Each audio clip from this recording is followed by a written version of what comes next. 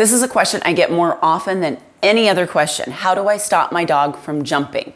So in this video, I'm gonna show you how to stop your dog from jumping on you, and I'm gonna show you with big dogs and with little dogs. This is what it looks like. So what's happening? Every time he jumps up, it's everybody's natural reaction to turn and back away from it. Even with your hands, this is something my mom does all the time. She'll come over and she'll reach down and pet, and they'll start to nip or play with her hands. And so she brings them up here like this and does this. And now the dogs think that she has something in her hands because she's trying to keep them out of their mouth. So it's encouraging that jump. So what I want to do is the complete opposite. If he's jumping on me, which he's not going to replicate because he knows not to, instead of backing up away from him, I'm going to turn into him. Come here, buddy. I'm going to turn into him and I'm going to say, no, no. And I'm going to back him off. And look where he went. Good boy. This will not work if you're dainty about it. It won't work if you're delicate with your voice.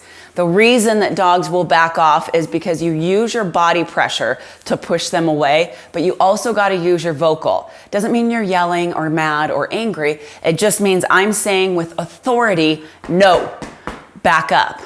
If that's not you, you're gonna have to toughen up a little bit. And the other reason it works so well for my situation is because I've already told this dog the things I want him to do. So now when I tell him what I don't want him to do, he immediately goes and does something he knows is gonna get him praise. So it's not fair to constantly tell your dog no and to harp on them if you haven't spent any time telling them what you want them to do. The other option is to use a leash. The reason the leash works is because it provides pressure and it also provides direction. So I can use that pressure and direction with my body, but I can also double that and use it with my leash, which makes it extremely effective. So the way this works is if I have a dog that I know already has a habit of jumping, I'm gonna leave my leash and prong collar on him. I use a Herm Sprenger Prong Collar on this dog so that I have a tool set up to give him feedback the second he goes to jump. I'm gonna say no and pop this leash. This is important. I'm not gonna pull him, I'm gonna pop it. And then I'm gonna walk into him. No, pop, and walk into him. No, pop, and walk into him. No, pop, and walk into him. If I just grab the leash and pull him off, he might turn it into a game, but more importantly, it's not gonna mean anything to him. He's not gonna learn anything. I'm just removing him from a situation. I want him to learn that is not okay. So I pair my no with that quick correction, that quick pop, and what that does is that breaks him out of their state of mind, but it also physically gets him out of the jump that he's in. And that's when I take the opportunity to put him where I want him. Someone watching this is gonna say, but Coco, why do I need to pop that leash? Why can't I just throw treats? I had a trainer tell me all I needed to do was throw treats on the ground and I would reward the dog for not jumping on the person, but engaging with me and the treats. And while in theory, it sounds like a great protocol, two things happen. Most people are gonna miss the timing, and even if you don't, you're stuck carrying around a pocket full of treats forever.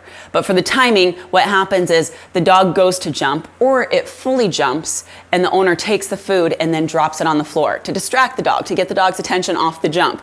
And the dog will go for it because the food's more desirable than the jump. But all you've done at that point is taken and rewarded that dog for jumping. So now they know, hey, when I do this, I get food.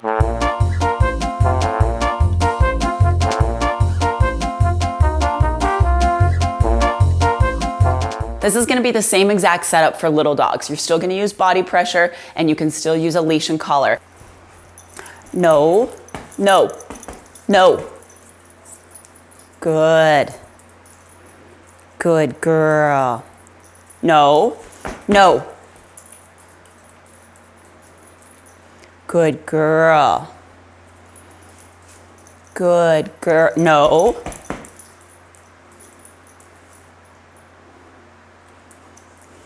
Good girl. The leash setup is the same thing for a little dog. If I have a little dog that I know is gonna jump and I wanna break him of it, I'm gonna leave this leash and collar on him.